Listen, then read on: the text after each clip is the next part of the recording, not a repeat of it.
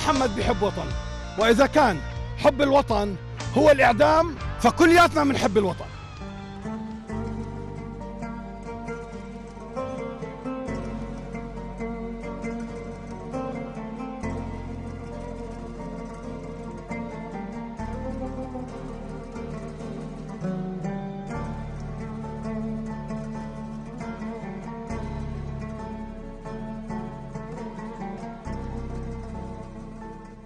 أحلم بأن أعير جثماني للكائنات التي لم نألفها، لغير المدجنة ولغير ما نأكل، لكائنات تخشانا أو تهرب منا كالأيائل والأرانب والحمام والسمان، وأن نتصاحب ونسكن معا وأحكي لغتها وأتعلم منها صبرها على الإنسان وأحاول أن أخلصها.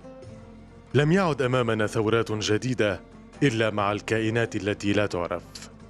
ربما كان آخر ما كتب أنسي الحاج هو لسان حال محمد رافع قبل أن يعانق السماء مغادرا أرض الوطن إلى أرض أخرى طهر. في ليل أسود ظلمته حالكة كما انخطفوا محمد من أمام بيته واقتادوه إلى جهة مجهولة. يومين ذاق بهما ما لم يذقه محاربو إسبارتا الجبابرة عندما وقعوا بيد الأثينيين، ليعثر عليه جثة هامدة راكعة لله عز وجل طالبة الاستقبال الطيب في أرض لا أرض لها تبعد مسافة 7 سماوات.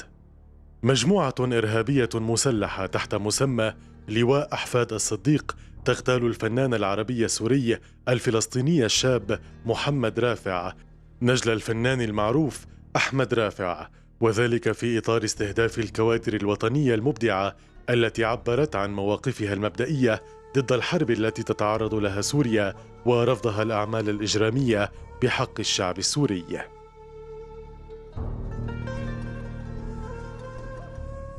تربى محمد رافع العربي الفلسطيني السوري في بيت فني، وتأثر بوالده منذ كان طفلاً صغيراً، فعشق التمثيل ومارسه لأول مرة عندما كان في سن 10 في إحدى السهرات التلفزيونية أوائل التسعينيات من القرن الماضي، وكانت بعنوان صور عائلية. منذ ذلك الحين عقد محمد رافع العزم على احتراف التمثيل وبتشجيع من والده، ولكن بشرط أن يحصل على الثانوية العامة أولاً، وهكذا شارك بمجموعة كبيرة من المسلسلات السورية ولعب البطولة الثانية في معظمها، ومن أبرز تلك الأعمال الاجتياح، باب الحارة، أهل الغرام، بقعة ضوء، ومرايا وغيرها. عمل محمد رافع إلى جانب الدراما التلفزيونية في دوبلاج المسلسلات الأجنبية، ومن أهم أعماله أبواب الغيم، أنا القدس، قاع المدينة، رجال الحسم، مواسم الخطر، أسير الانتقام، الانتظار، انتقام وردة، نزار قباني، عائد إلى حيفا، وحي المزار وغيرها.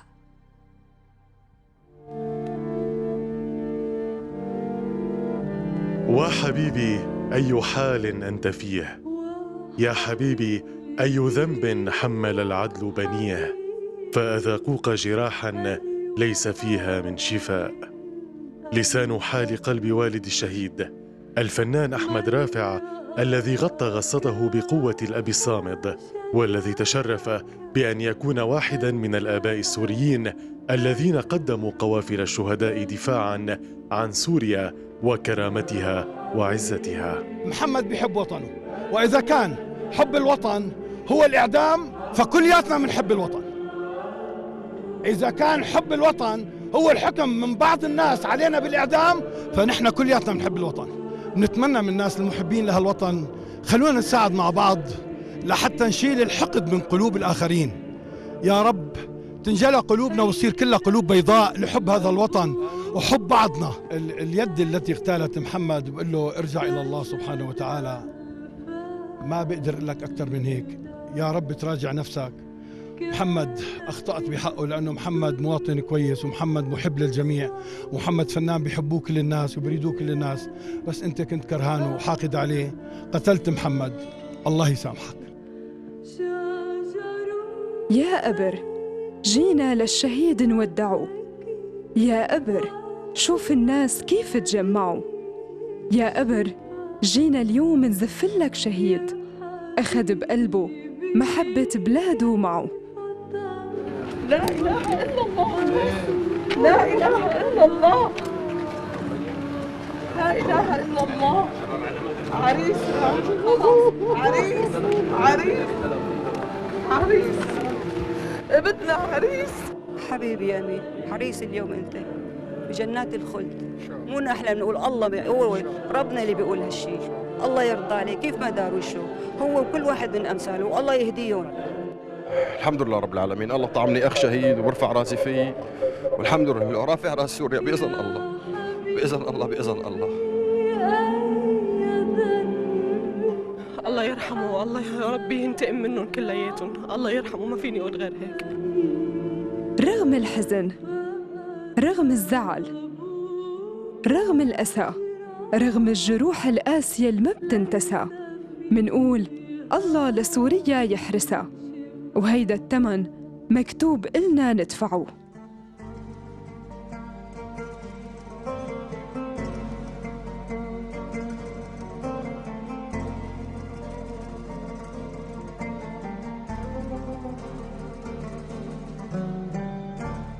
هو نادر نفسه لسوريا، قلت له يا محمد دير بالك على حالك، قال لي أنا فدا سوريا. وطنيته هو ما بيزاود على حدا، بس هيك قلبه وهيك تربيته وهيك أخلاقه اللي تربى عليه، طلب الشهادة ونالها.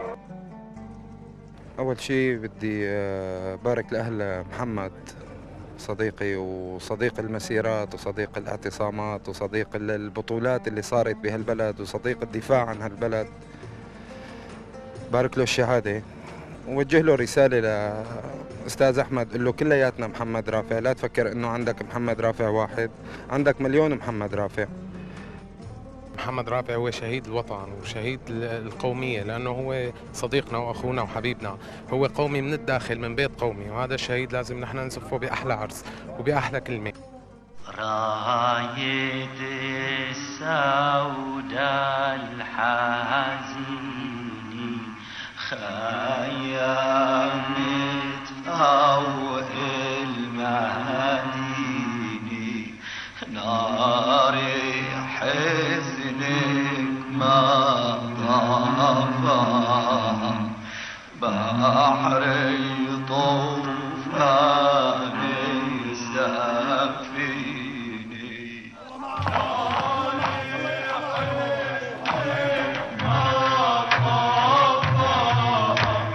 يا أبر جينا اليوم نزفلك بطل ودع بلاده وباسى وعنها رحل، وقال له يا بيي بهالبلد عندي أمل، وصوتي ما في مخلوق فيه ينزعه.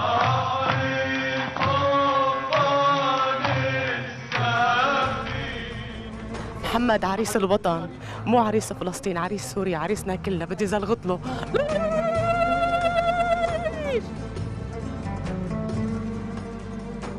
ما بنقول غير انه انا لله وانا راجعون.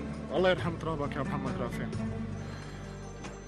في اللي عم يساوي هالشغلات يعني يجي يشوف الشباب لسه ما صار عمره 30 سنة، شو بدنا نحكي؟ كتر خيركم.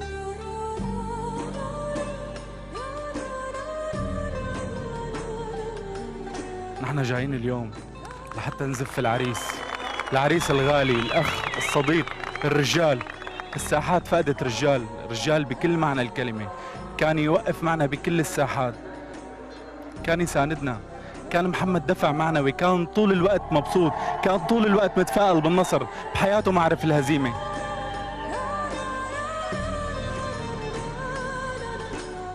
ذنبه انه بيحب هي البلد بس. بقول محمد انضم لقافلة شهداء كتير كبيرة مشان هي البلد. الله يرحمه ويصبر أهله. شاب طيب جدا، الله يرحمه. محمد رافع بغض النظر عن كل الأمور إنسان كبير، يعني أنا كأحمد خليفة كان يعاملني مثل أبوه. جدا محمد شاب لطيف ولذيذ ومتحمس، وكان في عنده طموحات.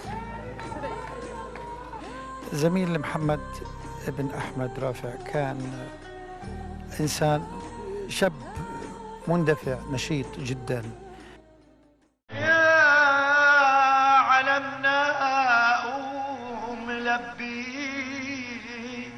رجعنا يا ام المحبي، ويا دموع العين صبي يا حبايب شاركيني. وسعتك هذه الأرض يوماً، وستسعك السماء ما تبقى من أبدية، ولزهر الليمون والرمان شهادات في ذلك.